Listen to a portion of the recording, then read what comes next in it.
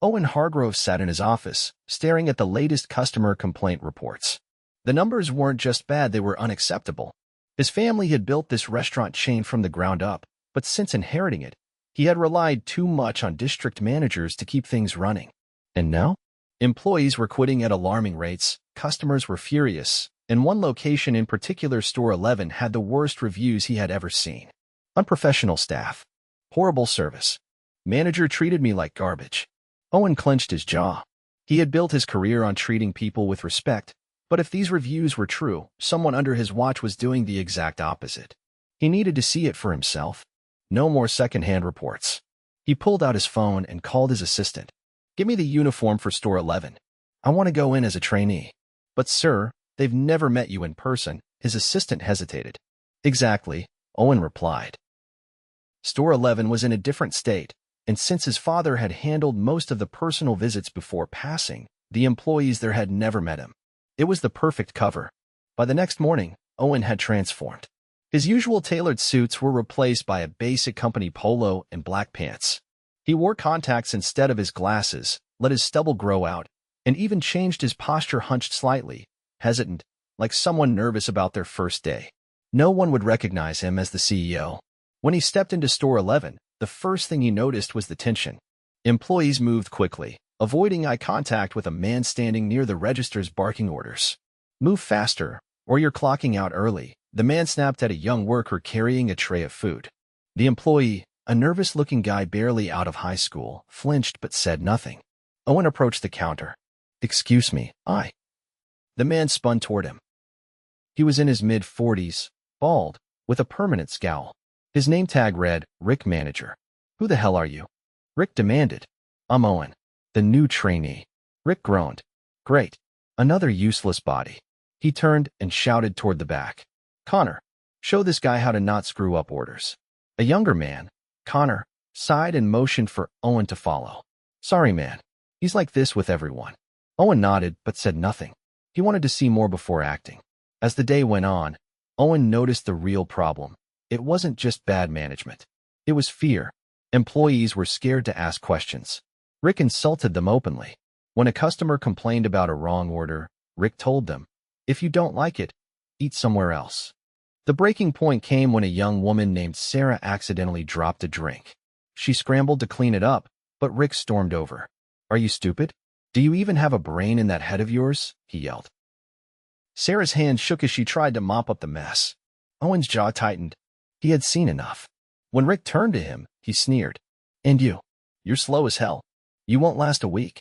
Owen looked him dead in the eye. "You sure about that?" Rick laughed. "Why? You gonna cry about it?" Owen exhaled slowly. He had planned to wait until the end of the shift to reveal himself. But after seeing how Rick treated his employees, seeing the fear in their eyes, he decided now was the time. He took a step forward. "Actually, Rick, I think you're going to want to watch your mouth." Rick scoffed. "Oh yeah? Why's that?"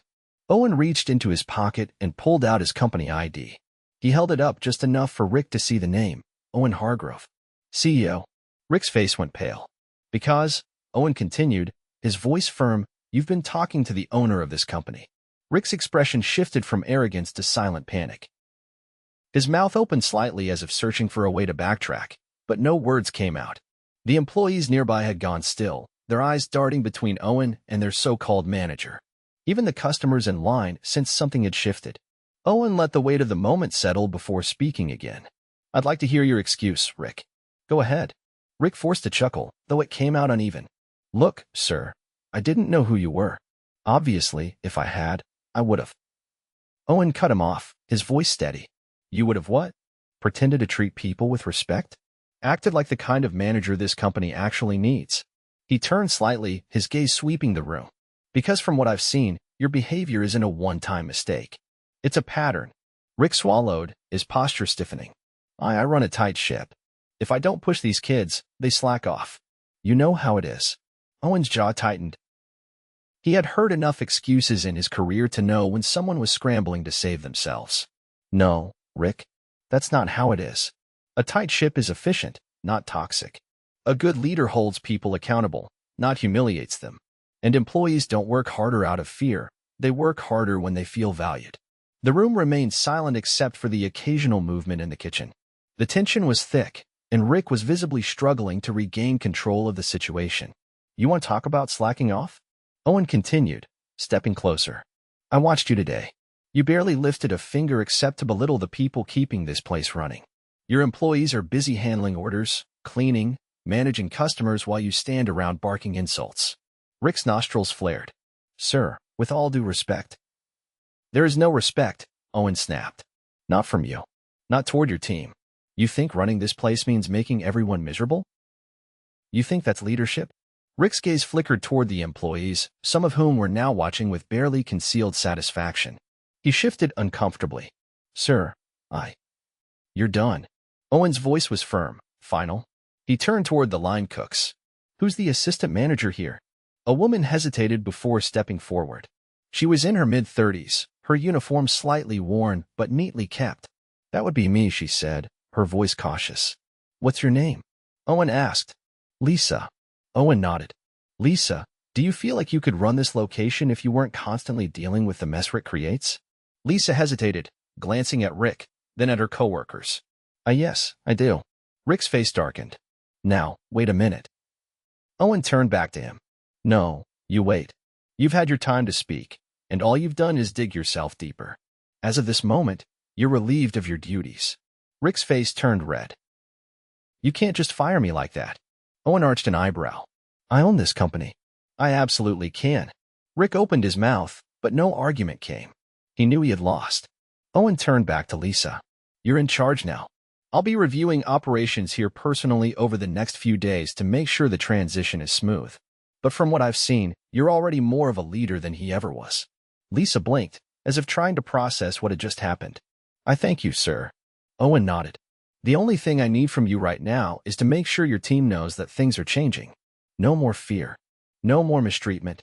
Lisa straightened her posture, the initial shock settling into quiet determination. I can do that. Owen gestured toward the rest of the employees. You all deserve better. And you're going to get it. He turned back to Rick one final time. You have 5 minutes to gather your things and leave. If you make a scene, I'll have security escort you out. Rick's jaw tensed, but he saw the writing on the wall. Without another word, he turned and stormed toward the back office. The employees stood in stunned silence before Sarah, the young woman Rick had humiliated earlier, let out a small, disbelieving laugh. Then, one by one, quiet smiles appeared. Relief filled the room. Owen exhaled, letting the moment sink in. Change wouldn't happen overnight, but it had started, and he would make sure it lasted. The atmosphere in the restaurant shifted the moment Rick disappeared into the back office. Employees exchanged glances, some uncertain, others cautiously hopeful. The tension that had gripped the room for so long was beginning to loosen, but no one fully relaxed. Owen understood why. One bad manager being removed didn't erase months, maybe even years, of mistreatment. Trust wasn't rebuilt in an instant. Lisa stood near the counter, her hands gripping the edge as if steadying herself. Her eyes flicked toward Owen, as though waiting for confirmation that this was real. He gave her a slight nod, then turned toward the rest of the employees. He wasn't here to deliver a grand speech. That wasn't what they needed. They needed action to prove that change was real. Owen gestured toward the kitchen. Keep things running as usual for now. I'll be staying to observe and help where I can. But if there's something that's been a problem, something that's made your job harder, now's the time to speak up. For a moment, no one said anything. Then, Connor, the young man who had been assigned to train him earlier, shifted his weight. His voice was hesitant, as if testing the waters. The scheduling has been a mess. Rick would change shifts last minute, and if we couldn't cover them, he'd threaten to cut our hours permanently. Lisa frowned. That explains why people kept calling out. I thought we had staffing issues, but it was him making it worse on purpose. Another employee, a woman in her early 20s, added, if a customer complained, he'd blame us, even if it wasn't our fault. He never backed us up, even when we followed policy. A few others murmured in agreement. Owen absorbed every word, his expression unreadable. He was taking mental notes, cataloging the damage.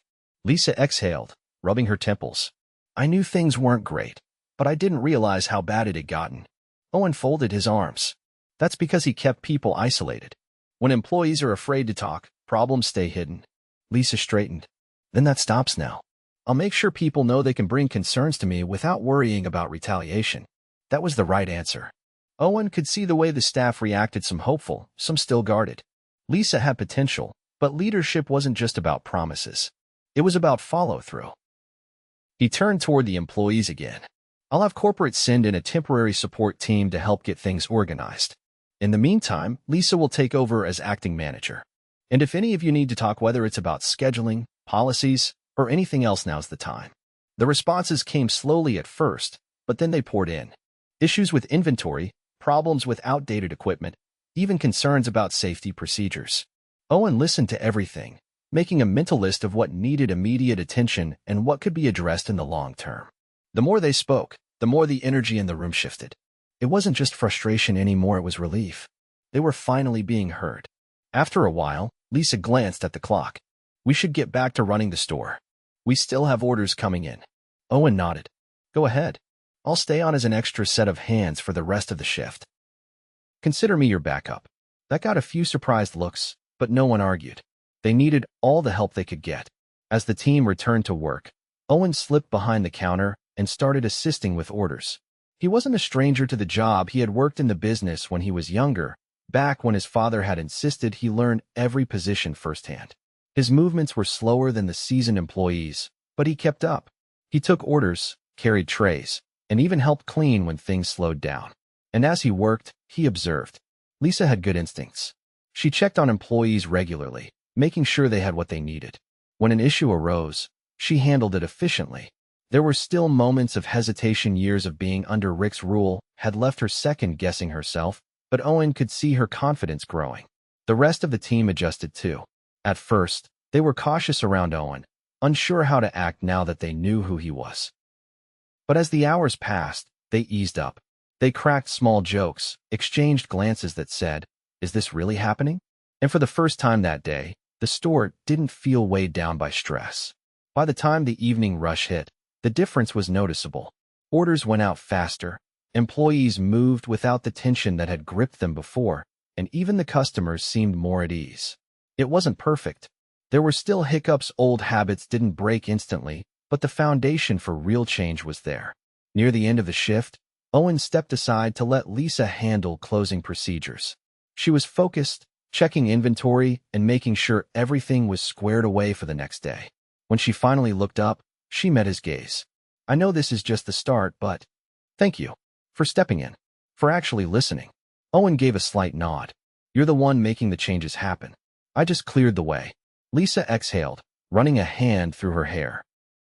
Still, it's been a long time since this place felt like something worth sticking around for. Owen didn't need to say anything. He could see it in the way the employees carried themselves, now lighter, more assured. The damage Rick had done wouldn't disappear overnight, but they had taken the first step towards something better. And Owen would make sure they kept moving forward. The following morning, Owen arrived at the restaurant before the doors opened. The air was crisp, the streets still quiet as the city woke up. Inside, Lisa and a few employees were already preparing for the day, setting up stations, brewing coffee, and organizing supplies. They moved with purpose, but there was something else in their movements, a sense of ease that hadn't been there the day before. Lisa glanced up from the schedule she was reviewing, her expression shifting from mild surprise to something steadier. She didn't ask why he was there. She already knew.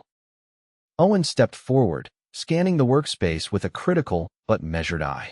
How's the team holding up? Lisa set the schedule down, crossing her arms. Better than I expected. There was some hesitation this morning. People weren't sure if yesterday was a one-time thing or if things are actually changing. That didn't surprise him. One day of intervention wasn't enough to erase months of toxicity. Employees who had learned to keep their heads down wouldn't suddenly feel safe overnight. He motioned for her to continue. I started by going over schedules with everyone, she said. Made sure there were no last-minute changes, and I told them any requests would go through me directly. That alone seemed to settle some nerves. Owen nodded approvingly. Stability was the first step. If employees didn't feel like their hours could be taken away at a moment's notice, they'd be more inclined to trust leadership. Lisa exhaled, rolling her shoulders. The real test will be when we hit the lunch rush. That's when Rick was at his worst. People got used to bracing for it. Owen considered that. Behavioral patterns left lasting effects. Even with Rick gone, the memory of his presence would linger. Employees would be unconsciously waiting for something to go wrong. He glanced toward the front, where Connor was stocking napkins near the registers. The younger man moved efficiently, but there was a tightness in his shoulders, a hesitation in his steps, as if he were expecting to be reprimanded for something. Owen turned back to Lisa. We need to make it obvious that things are different now. Not just by removing Rick, but by actively changing how things operate. Lisa tilted her head slightly. What do you have in mind? Owen glanced toward the kitchen. For starters, I want to know how supplies are managed. I noticed yesterday that some of the equipment is outdated. If we're expecting employees to work efficiently, they need the right tools. Lisa's eyes widened slightly. Rick always dragged his feet on maintenance requests. Said it was a waste of money. That was a familiar excuse. Some managers saw cost-cutting as their primary duty, even when it hurt productivity in the long run. Owen had no patience for that kind of short-sighted thinking. He gestured toward the prep area. Walk me through what's been neglected. Lisa led the way, pointing out a refrigeration unit that had been malfunctioning for weeks, a fryer that took twice as long to heat up, and an inventory system that still relied on manual counts because the automated tracking software hadn't been updated in years. Owen listened, absorbing every detail. This wasn't just about fixing one toxic manager, it was about creating an environment where employees didn't have to struggle through unnecessary obstacles just to do their jobs. He made a mental note to have corporate send in maintenance support by the end of the week. In the meantime, he could authorize immediate replacements for the worst equipment. As they moved back toward the front, Lisa hesitated. There's something else. Owen stopped, waiting. She shifted her weight slightly. Rick created a culture where people were afraid to speak up. Even now, some employees are worried that if they complain, there'll be consequences. That was expected. Fear didn't disappear just because the source was removed. It lingered, reinforced by past experiences. Owen took a measured breath. Then we show them that speaking up is not only allowed, but encouraged.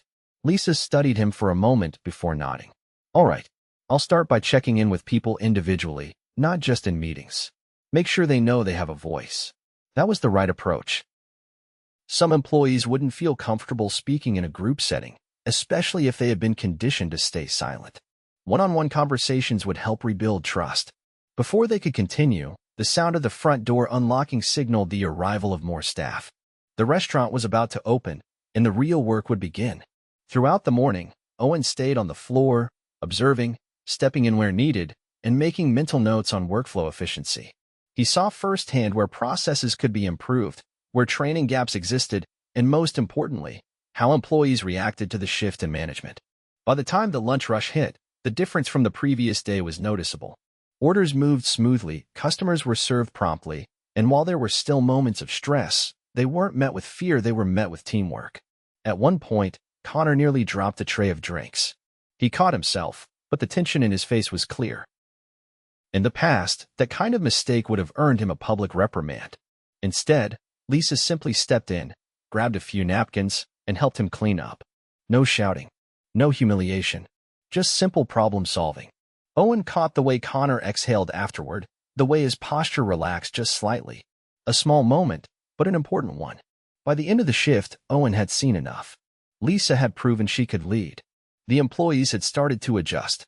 And the restaurant, the one that had been on the verge of collapse under Rick's management, was finally functioning as it should. As the last customers trickled out and employees began cleaning up, Owen pulled Lisa aside one final time. You're not just acting manager anymore, he said. You're officially in charge. Lisa blinked. You're sure? Owen nodded. I don't make decisions lightly. You've proven you can handle this.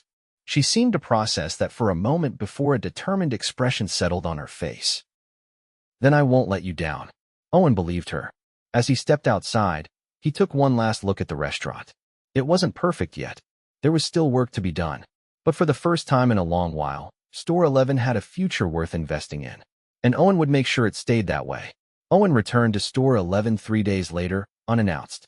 The decision wasn't about catching anyone off guard, it was about seeing the restaurant in its natural state when no one was expecting corporate oversight.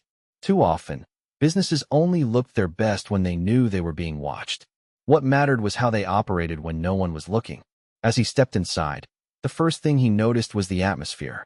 It wasn't just the absence of tension, it was the presence of something better. Employees moved with purpose, but without the frantic, fearful energy that had been present before. Conversations were happening between shifts, not just rushed exchanges of orders.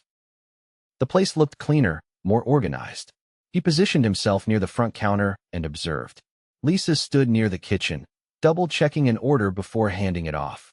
She moved efficiently, pausing only to check in with an employee who looked slightly overwhelmed.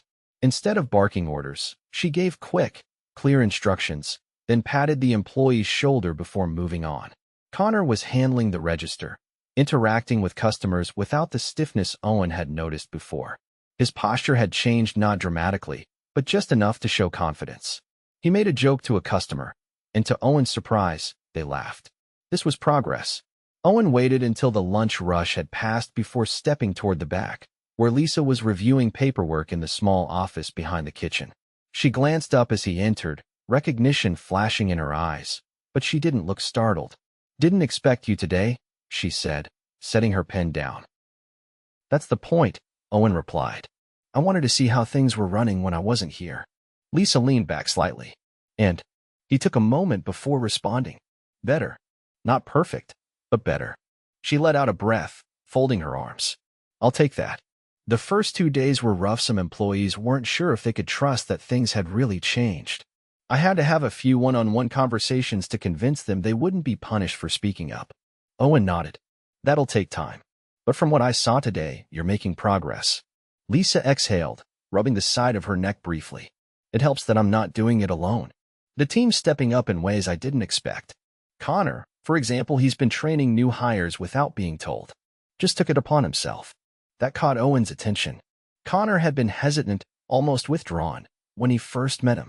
For him to take initiative now meant something had shifted. "Have you told him you noticed?" Owen asked. Lisa hesitated. "Not directly, no." Owen raised an eyebrow. "You should." Lisa considered that, then nodded. "All right." Before she could say anything else, there was a knock at the door. One of the kitchen staff, a younger woman named Mia, poked her head in. "Hey, Lisa? We've got an issue with the fryer. It's acting up again." Lisa sighed, standing up. "I'll take a look." Owen followed her as she walked toward the kitchen, where Mia led them to the problem. The fryer in question was one of the older units, the same one Lisa had mentioned before. Owen crouched slightly, inspecting the equipment. "Did maintenance ever follow up?" Lisa shook her head. "Not yet. I put in the request, but I haven't heard back." That was unacceptable. Owen pulled out his phone and made a quick call to corporate maintenance. The response he got frustrated him. The request had been noted, but not prioritized. That was going to change. After hanging up, he turned to Lisa. "I'll personally make sure this gets resolved by the end of the week. In the meantime, is there a workaround?" Lisa glanced at Mia, who nodded. "We can manage, but it slows things down during peak hours." Owen wasn't satisfied, but at least they had a temporary solution. "All right, keep me updated if it gets worse." As they stepped away, Lisa gave him a look. "You didn't have to handle that yourself." Owen met her gaze. "Yes, I did. If corporate isn't following through, that's my responsibility." Lisa seemed to process that for a moment, then nodded. The rest of the afternoon passed steadily. Owen continued observing, occasionally stepping in to assist. He noted how employees interacted, how customers responded, and how Lisa handled challenges. Every detail mattered. Toward the end of the shift, as the evening staff began arriving, Owen caught Connor near the break area. He stopped him with a simple question. "How are things going?" Connor hesitated at first, then shrugged. "Better than before. Feels like. I don't know, like the place actually runs the way it's supposed to." Owen nodded. "I heard you've been training new hires." Connor looked slightly caught off guard. "Yeah, I just figured someone needed to step up." "You did," Owen said. "And you did it without being asked. That's leadership." Connor blinked at him, as if not sure how to respond. Eventually, he nodded. "Thanks." Owen patted his shoulder once before stepping away. Recognition didn't have to be grand, it just had to be real. As he prepared to leave, Lisa caught up with him near the front. "Before you go, there's something I wanted to ask." Owen turned to her. She hesitated briefly, then spoke. "How do you make sure this kind of thing doesn't happen again? Someone like Rick slipping through?" That was a question Owen had asked himself many times over the years. "You stay involved," he said simply. "You don't rely on numbers and reports alone. You listen. You show up." Lisa absorbed that, nodding slowly. "I'll remember that." Owen studied her for a moment. "Good." As he stepped outside, the cool evening air hit him. He glanced back at store 11 one last time. It wasn't just a restaurant, it was a reflection of leadership, of culture, of the people who kept it running. And now, it was headed in the right direction.